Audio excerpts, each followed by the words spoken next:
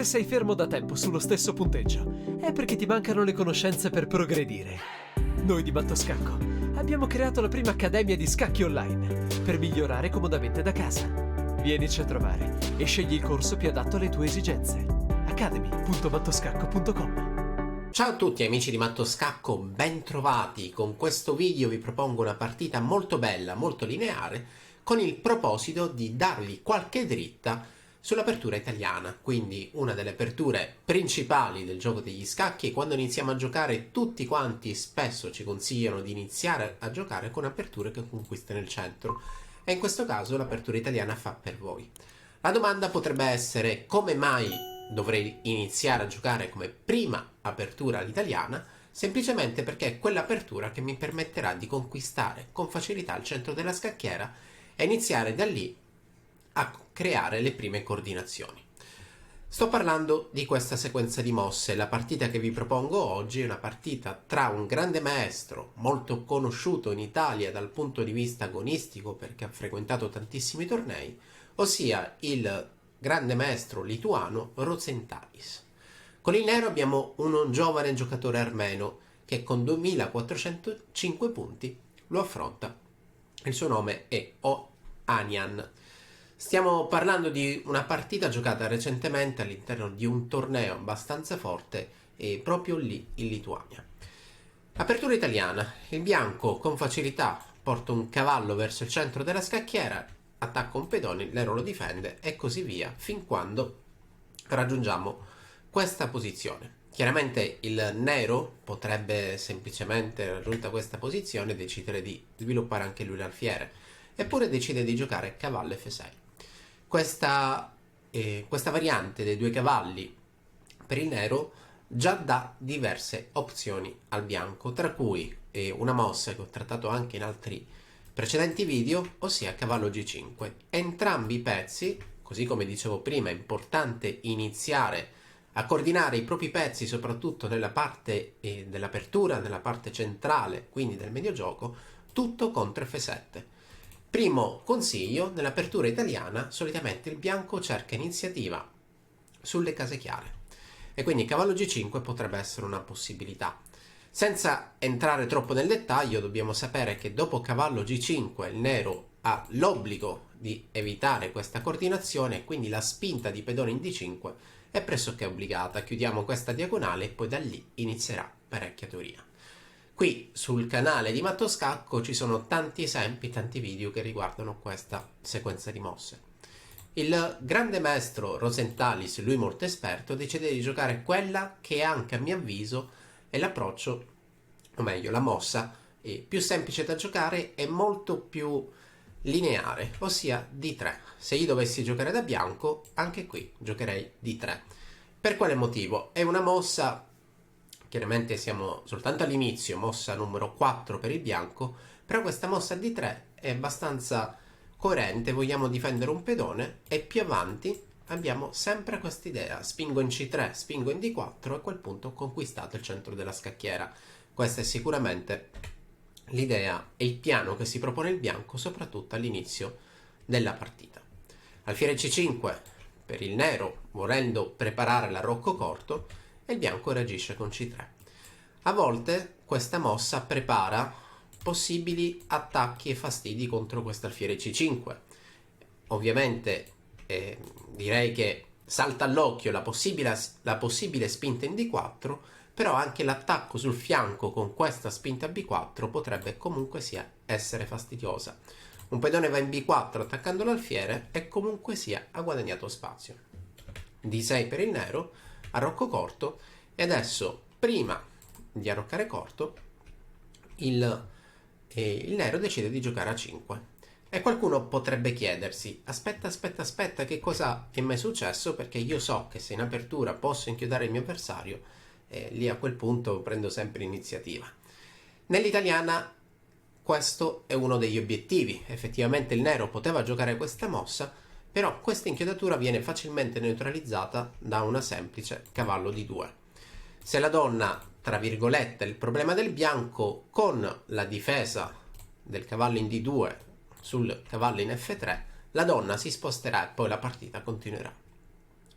Tornando alla partita, il nero decide di giocare a 5 e qui la considerazione potrebbe essere sempre la stessa. Io sono il bianco, sono pieno di entusiasmo, tante mosse interessanti da giocare e allora decido di inchiodare immediatamente il cavallo.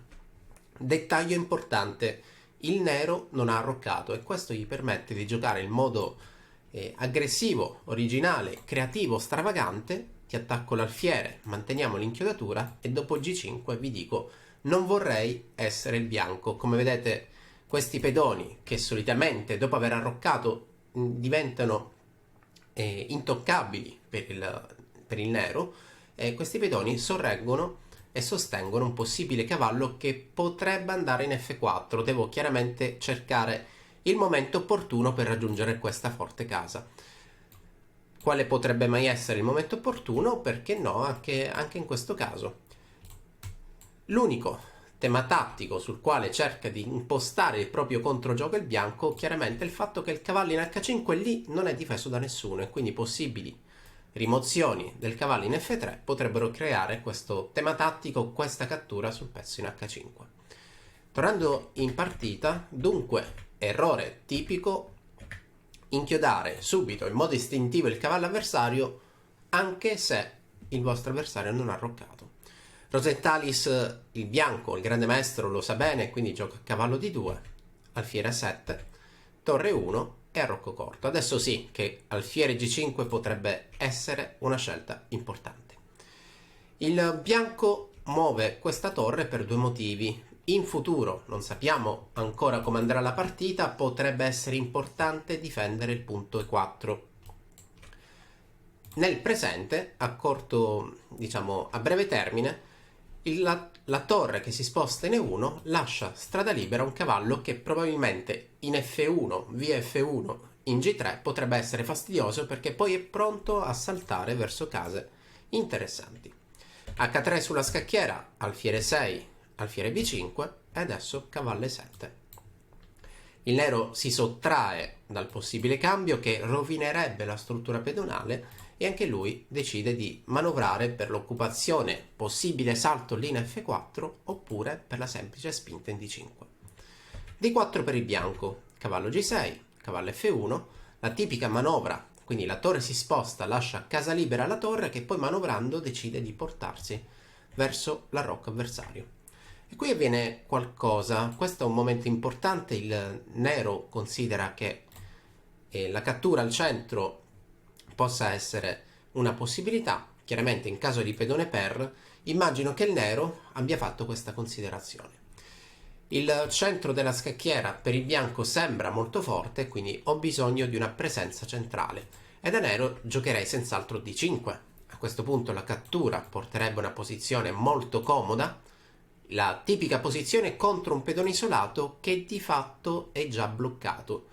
Quando giochiamo contro un pedone isolato, uno dei miei obiettivi è cercare di posizionare un pezzo leggero proprio lì davanti a lui. E quindi qui il nero sarà senz'altro contento di aver raggiunto questo obiettivo. E allora, dopo una possibile spinta, E5 è senz'altro la mossa più logica. Il cavallo salta in avanti e da qui in poi inizieremo entrambi la partita. Quindi tutt'altro meglio gioco. Sarebbe fantastico per il bianco riuscire a sostenere la spinta del pedone F e bisogna chiaramente fare attenzione che non sia il nero a dire la sua contro il pedone D4. Se il pedone C si cambia col pedone D4, il pedone superstite lì al centro della scacchiera, questo è D5 che sto colorando di giallo, e avrà strada libera e quindi lo possiamo considerare sicuramente un pedone passato. Tornando alla partita, dopo questa cattura, il bianco decise di catturare di cavallo e questa mi piace parecchio perché da una parte voglio magari rovinare la struttura pedonale dell'avversario con cavallo per E6 e dall'altra un possibile salto in F5 potrebbe anche lui dare fastidio. Alfiere D7, quindi questa ritirata per il nero, il cambio in D7, il cavallo riprende e a questo punto cavallo G3. Come vedete si sta creando una situazione tipica dell'italiana, un cavallo bianco che salta in F5, vi dico che la vedrete, non so se voi vedete 10 partite di giocatori professionisti, questo salto in F5 si verificherà e non saprei, 8 volte su 10. Quindi idea tipica, l'occupazione e il salto su F5. Cavallo C5 sulla scacchiera, cavallo F5, torre 8. E a questo punto il nero non è che sta male, però il bianco è un gioco più facile. C'è questa idea furba di attaccare le case nere che non è così semplice da neutralizzare. Dopo il fiere 3, il nero, quindi il giovane maestro internazionale Ohanian, decise di essere materialista, quindi ha considerato che l'alfiere 3 sia un errore per via della possibile cattura. Di fatto il pedone in E4 è attaccato 2 volte dal nero e una volta soltanto difeso dal bianco. Eppure, dopo cavallo per E4, c'è una tattica che il fortissimo Rosentalis ha trovato. Quindi per chi voglia trovare la tattica, lo invito a mettere in pausa il video, cercare di pensare come possa continuare il bianco, e per chi non ha messo il pausa in video, o comunque probabilmente chi l'ha già messo in pausa vuole sapere com'è andata, la tattica vincente è una soltanto, cavallo per G7. Cosa potrebbe mai accadere se il re cattura? E di idee furbe ne ho due. Una potrebbe avvenire con questa alfiere scacco, il cavallo torna indietro, difende tutto, eppure non difende nulla. Il cavallo in F6 inchiodato e il mio cavallo in H5 è abbastanza forte per sfruttare l'inchiodatura e riprendere con energia quel pezzo in F6. Dunque, dopo cavallo per G7 non è così chiaro come continuare, perché su re per G7 alfiere scacco, e quando il re si sposta, comunque sia, mi posso rifare con facilità sul punto E4 con interessi. Catturato il pezzo in E4, il bianco ha iniziativa e il re del nero la sua posizione scricchiola. E quindi in apertura, o meglio, in partita, dopo cavallo per G7, cavallo per F2 intermedia e attacco la donna, il bianco decise di giocare alfiere per A7. Guardate che mossa curiosa, perché di fatto la donna è sotto attacco eppure non la catturiamo, eppure non la difendiamo. Il nero cattura, il bianco riprende le 8, scacco, dettaglio che mi permette di ottenere una posizione vinta. Per quale motivo? Se re per G7 cambio, quindi cattura la donna, lui mi riprenderà, e dopo torre per D1, se contiamo con attenzione i pezzi, ma anche senza attenzione, diciamo che è abbastanza evidente, questo pezzo in A7 è un ottimo pezzo in più, un ottimo vantaggio. Qualcuno potrebbe notare che l'alfiere lì all'angoletto, lì al bordo della scacchiera, potrebbe essere preda di chiusure, di tattiche da parte del bianco, però in queste situazioni, nei peggiori dei casi, lo restituiamo su questo pedone per poi rifarci su quest'altro. Quindi comunque sia, il bianco è un gioco molto comodo. Vi faccio un esempio: se io giocassi a 4, lo mi intrappola, mi vuole catturare, io restituisco, lo mi cattura, e catturando qui ho il mio pedone di vantaggio con una struttura pedonale decisamente superiore. Rivediamola. Quindi apertura italiana, cavallo C6, alfiere C4, cavallo F6.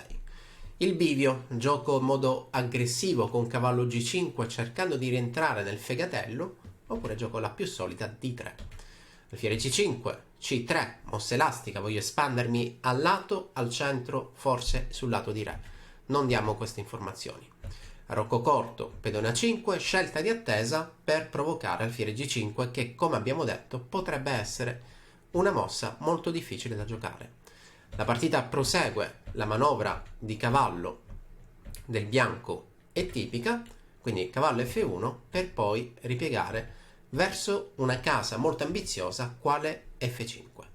Cavallo C5 per il nero, salto in F5, a questo punto ho una fortissima iniziativa sulle case nere. Al di là della tattica sbagliata che ha creato il nero in partita, l'attacco su G7 esiste, perché potrei attaccarti via H5, via D4, quindi questa è una posizione dove già si soffre parecchio.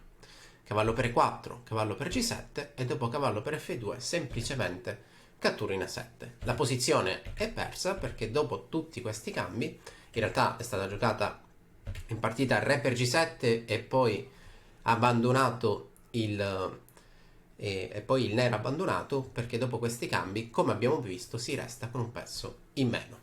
Partita molto bella, a me è piaciuta parecchio, spero anche voi. Come sempre l'invito è quello di seguire i social di Mattoscacco. Appuntamento al prossimo video, ciao a tutti, buona Pasqua.